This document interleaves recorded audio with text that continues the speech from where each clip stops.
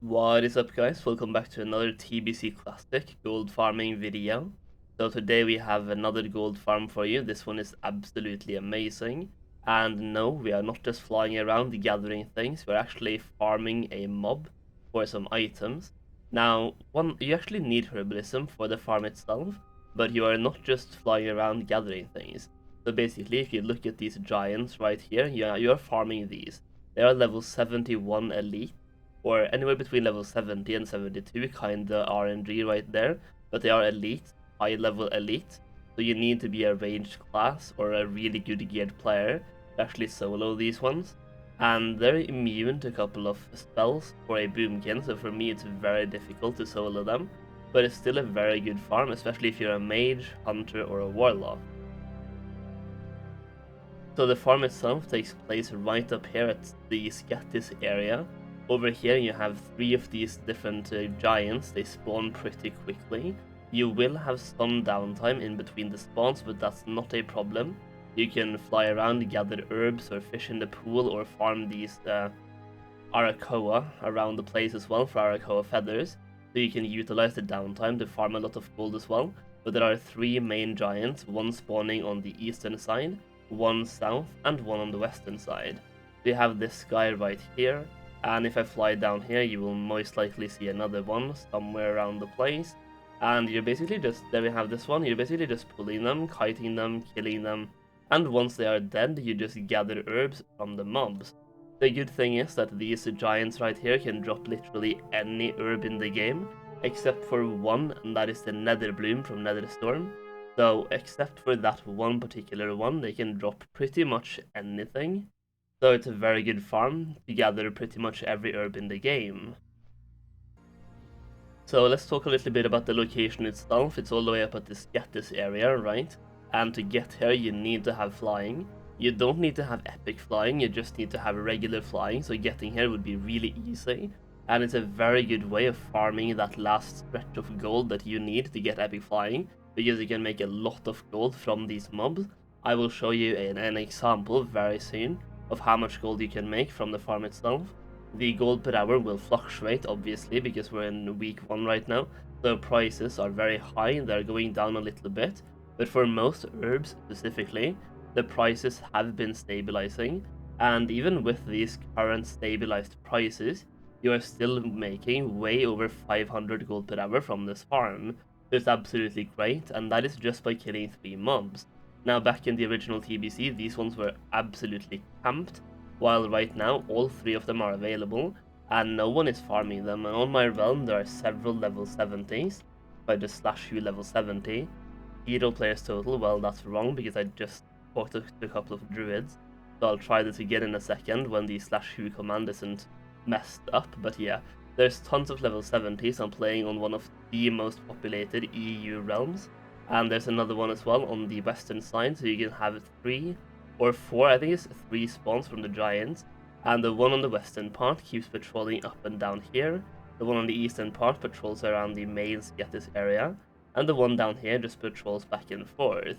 We have tons of room to kite them on. Try not to pull any of these warp stalkers or the lake scourgers. That's another thing you can do in the downtime, by the way. You can farm these ones for primal water as well, to utilize the downtime in between spawns. So it's a very good place to farm gold in general. Now, like I said, these giants will be immune to nature damage, so as a boomkin you are kinda screwed. The only spells you can really use are Starfire and Moonfire. Technically, you can just use Moonfire and kite around, but there's so many other mobs as well that the chances of running into something is very huge. So boomkins have a very tough time at this farm. You can't use Entangling Roots either, because that's once again a nature spell, so they are immune. But mages, warlocks, and hunters can farm this farm very efficiently. And to give you an example, I got a video from Student doing this on his very fresh level 70 mage, with pretty much just level 60 gear, and some leveling gear as well. And let's just take a look at the efficiency. So here you can see Student trying to solo one of these elites on his Frost Mage, and it is very simple. As a mage, you have a lot of freeze and crit combos, so it's very, very easy. You can see this mob is just melting, doing huge damage to it. As a mage, you can kite around as well, so it is the perfect class. If you're playing a hunter, your best bet would be to send your pet onto the mob, then bursting it down, and just try to get it down as fast as possible, then go around and kite if you have to. And same thing as a warlock as well, just send in your pet, then kite with damage over time. So the mob is about to die now. You can see he just looted one as well for 2 motes of life, 4 Dreaming Glories, and 3 Felweed.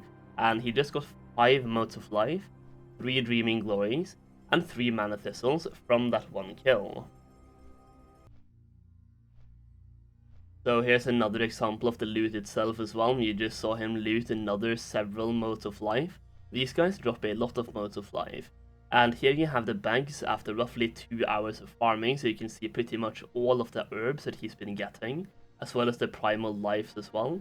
And almost 1.5 stacks of Mana Thistles. That is 600 gold only in Mana Thistles.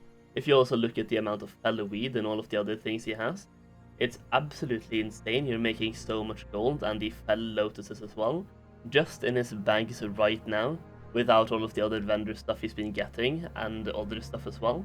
It's way over 500 gold per hour. It's all over 600 gold only in Mana Thistles, which is absolutely insane. You have Terra Cones, which are selling pretty well, Dreaming Glories as well, another 100 gold in Dreaming Glories, and Felweed, another 50 gold right there as well. Now, the thing about farming Elite is that they have a much higher drop chance for epics as well. And for example, I saw Student getting an epic while farming these mobs, and he got an epic worth 12,000 gold at that time. Now, it's probably not going to sell for 12,000 gold, but it is a best in slot healer or a caster cape or something like that. So it is a legit best in slot world drop item that he got from the farm itself. Now, you should definitely not farm these mobs only for the epics, but the fact is you can get like 500 gold per hour steady without the epics, and then you also have a better chance than usual at getting world drop epics as well as world drop rare items.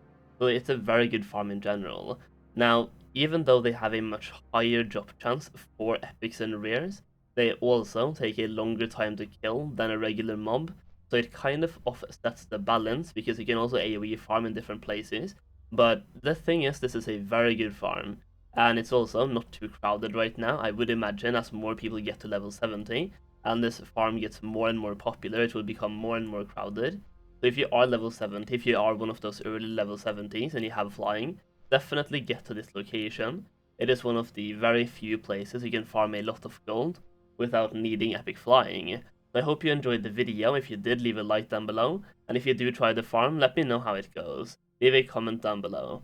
Thank you so much for watching, and I'll see you again very soon.